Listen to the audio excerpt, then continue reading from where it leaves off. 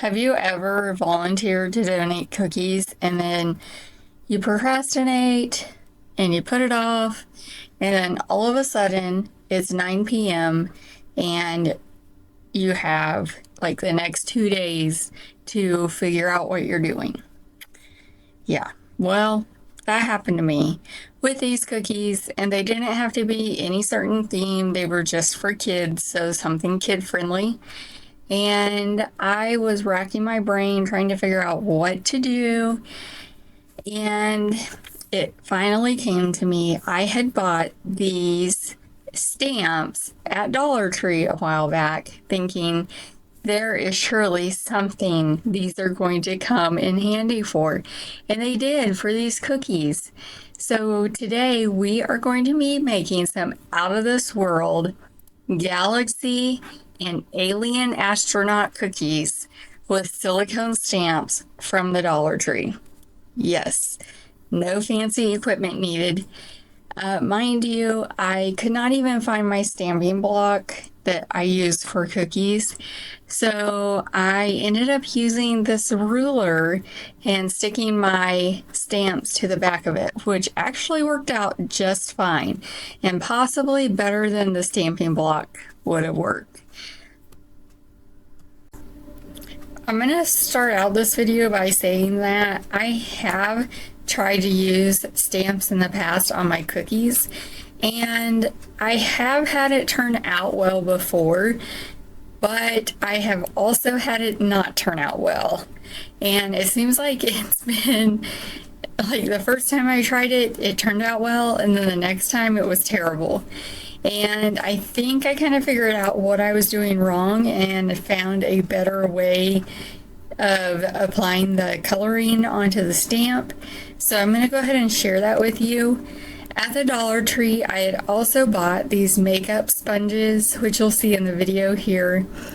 And I ended up just putting out on a paper plate the different colors of gel food coloring I was going to use, and thinned it down just very, very slightly.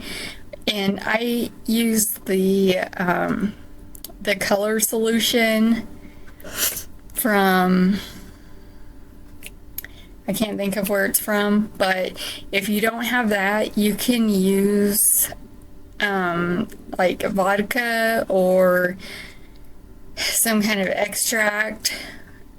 I don't know if I wouldn't use water because I feel like water is repelled from silicone and it would just bead up off of your stamp, which may be part of my problem I've had before when I tried stamping.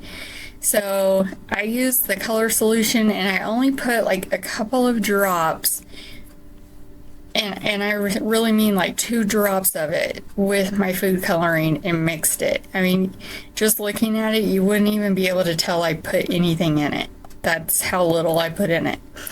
And then I dabbed my sponge into the coloring and then kind of got the excess off on the side of the paper plate. And then I patted this over the back of my silicone stamp and made sure all of the raised surfaces were covered. You have to kind of work fast because the food coloring will start to dry on your stamp. And so you can't just take your time and mess around. You have to get it on there and then get it on your cookie.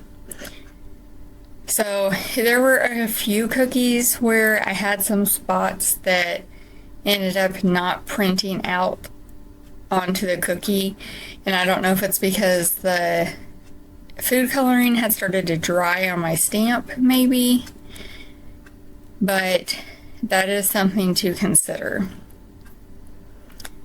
Also, these stamps are pretty simple in their shape and patterns. They're not very busy. There's a lot of open area, and so I thought maybe that made a difference with how well they turned out. However, when I was done stamping these, I did get a Christmas stamp out that has a lot of detail on it. And I did the same method with it on a cookie, and it turned out really good. So I really feel like applying that gel coloring onto a sponge and then dabbing it onto your stamp is really the way to go.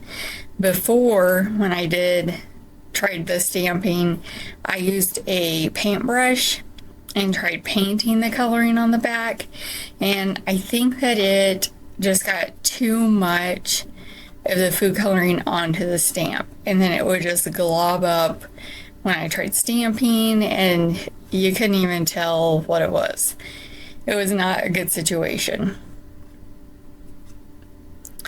So I didn't have this happen with this set of stamps, and I'm not sure why, but before, when I have used these silicone stamps for my cookies, they have the food coloring has dyed the stamp. Like, you cannot get that food coloring out completely. And I know before, one of the colors I'd used was like burgundy or something dark like that. And so because I have several of my silicone stamps are like pink colored because of it. Now in this video, I'm using royal blue, which is pretty dark. And then you can also see that green on my plate, which I ended up not using because I tried it on the first cookie I did here, and you couldn't really see it. Because my icing on my cookie actually is a really light green, and these are on chocolate sugar cookies, which I also have a video on those and how I made those. I will try to put it here. I don't know if I'm going to be able to do it, but if I can, it will be here. So I don't know why these stamps weren't dyed blue after I was done using them and washed them. All of the color came out of them. I don't know why.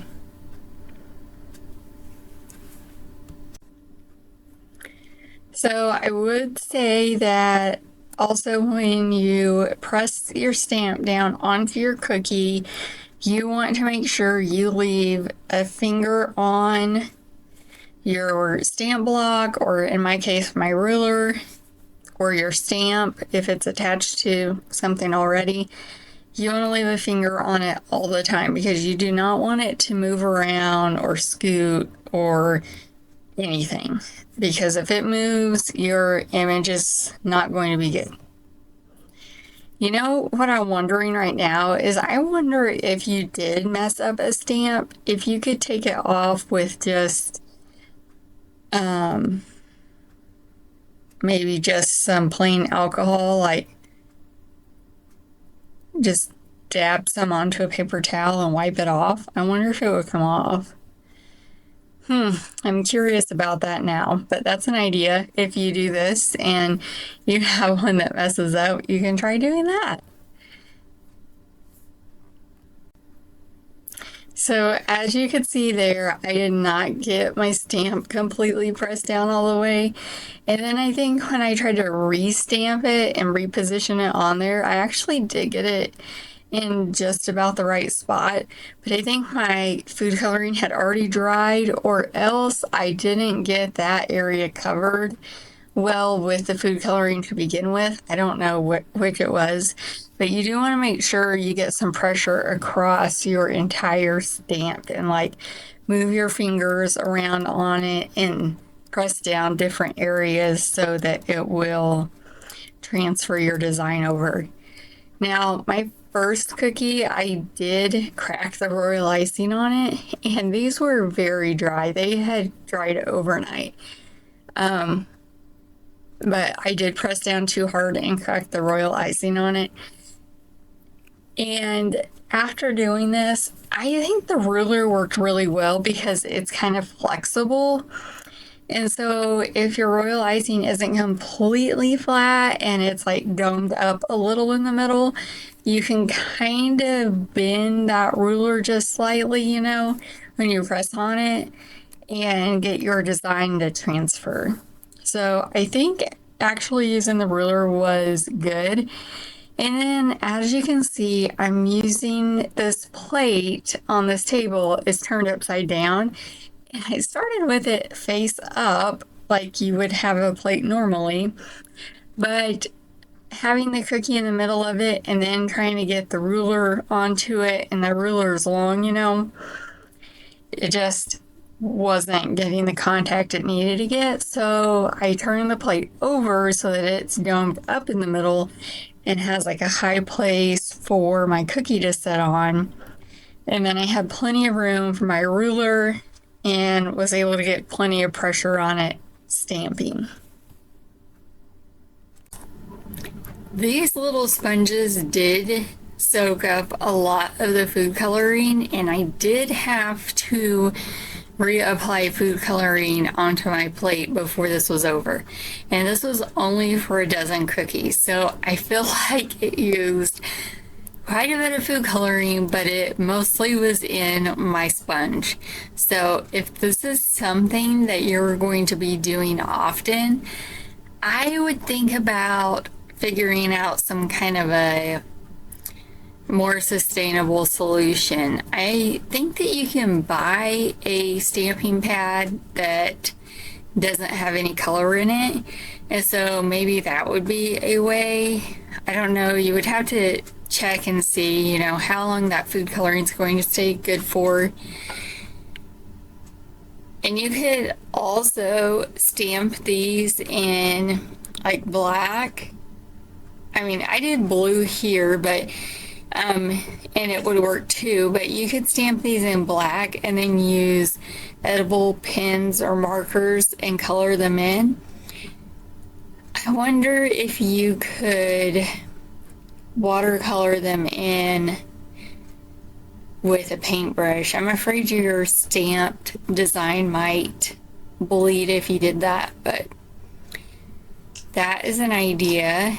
Or you could do like a wet on wet technique, and I forget what they call that. And they do like wet on wet, and they will make kind of the shape of the object that they're going to draw on the cookie. And then you could let that dry and then do your stamp on top of it. That would be really cool too. But I think these cookies turned out really good, and it took me less than 30 minutes to decorate over a dozen cookies actually, because I had frosted extra cookies. I always do, just in case. And then usually I send extra in my orders, or my kids will ask if I have any free cookies. That's what they say. Do you have any free cookies? And so I usually try to make extra, blah blah. I usually try to make extra with every order so that I can send extra with my order, and I have some for my family if they want one. You would think with as many cookies as I've made and fed them that they would not want to eat cookies anymore, but they do, so they must be good. I must be doing something right. You would think they would get all the cookies they want, but they really don't, because so many of them go out the door.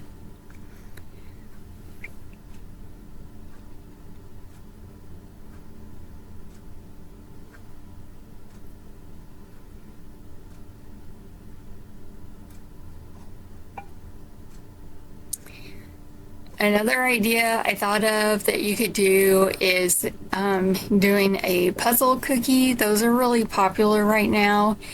And you could cut out a bunch of squares. You could do all the same size or vary the sizes, and then ice them and line them up all together so they're touching, and do your stamps on top of them, but not necessarily keep one stamp on one cookie. It could cross the borders onto different cookies. That's kind of what makes it a puzzle cookie, is that the design and patterns go onto the cookies, all of them. I don't know if that makes sense or not, but